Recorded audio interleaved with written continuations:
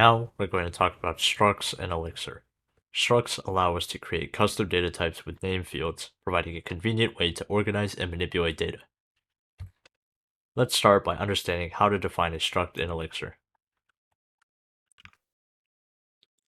In Elixir, we use the def_struct macro to define a struct with name fields. In this example, we define a module named person and use def_struct to define the struct with fields name and age. We assign a new instance of person struct to the variable person, providing values for the name and age fields. Or I didn't have anything to return, so that didn't run. But now moving on, let's explore how to access the fields of a struct. In Elixir, we can access, let's keep that up. In Elixir, we can access the fields of a struct using dot notation. Here, we assign the value of the name field in the person struct to the variable name. Similarly, we assign the value of age to the field variable age. Next, let's see how we can update the fields of a struct.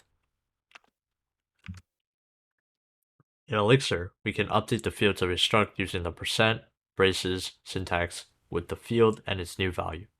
Here, we create a new struct named updated person by updating the age field of the person to 26.